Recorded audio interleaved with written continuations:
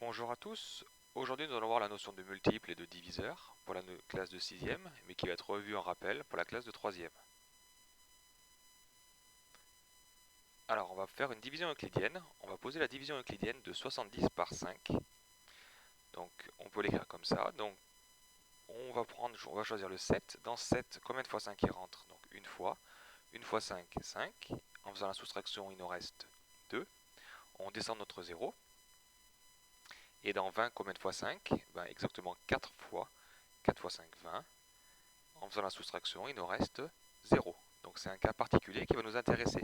Dans n'importe quelle autre division euclidienne, donc il se peut que le reste ne soit pas égal à 0, qu'il soit égal à 1, 2, 3, etc.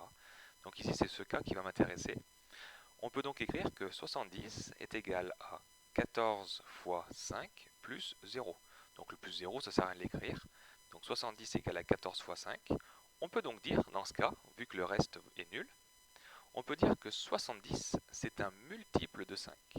Le mot multiple, ça veut dire dans la table de 5.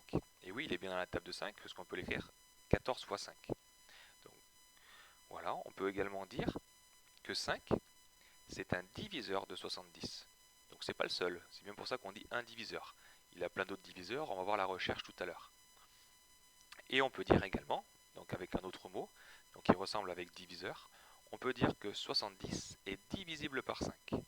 Donc 70 est divisible par 5, on le savait déjà en fait, parce que 70 il se termine par un 0, et on sait que tous les nombres qui se terminent par 0 ou 5, eh ben, ils sont dans la table de 5.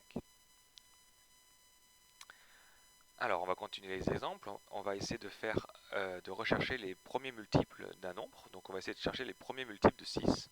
Donc alors, on va pas tous les écrire, on va juste faire les premiers, parce que si vous allez bien comprendre que il y en a beaucoup. Donc le mot multiple, comme je disais tout à l'heure, c'est tous les nombres dans la table de 6. Donc la table de 6, 6 fois 1, ça fait 6. Ensuite, il y a 12. Ensuite, il y a 18. Il y a 24. Il y a 30. Alors, il y a 36, après 42, etc. On voit qu'il y en a plein des multiples, donc on ne va pas tous les lister. Donc, j'ai listé les 5 premiers. Donc, c'est tous les nombres qui sont dans la table de 6. Maintenant, on va essayer de chercher on va essayer d'écrire les diviseurs de 24. Donc les diviseurs de 24, à ne pas confondre avec les mots multiples, on va chercher tout dans quelle table il y a 24.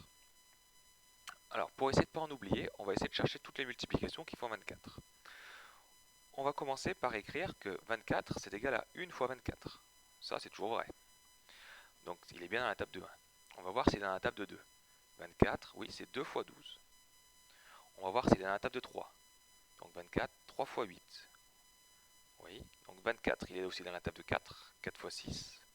On va tester avec 5 maintenant. 24 égale à 5 fois... Ah ben non, ça marche pas, parce qu'il ne se termine pas par 0 ou 5, donc il n'est pas dans la table de 5. Et donc 5 ne sera pas un diviseur de 24.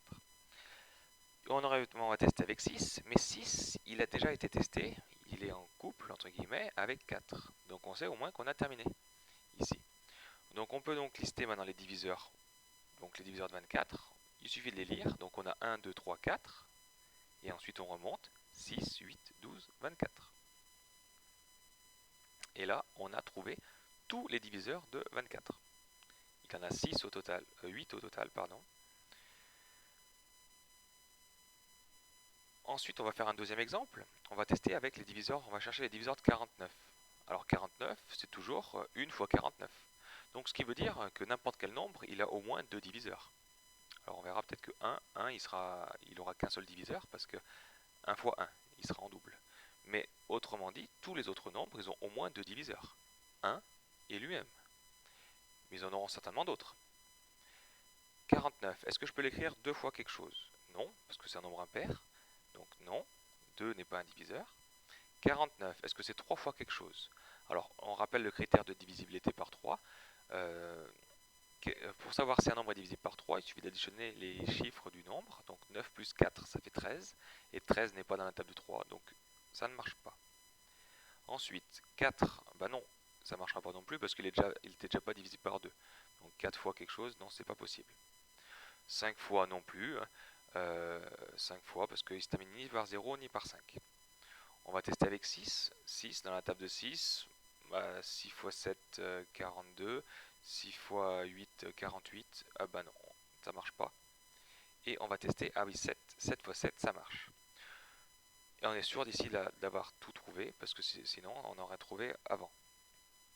Donc, il n'y a pas 25 diviseurs cette fois. Donc 7, il y est en double, donc il compte qu'une fois. Donc pour les diviseurs de 49, il y a 1, 7 et 49.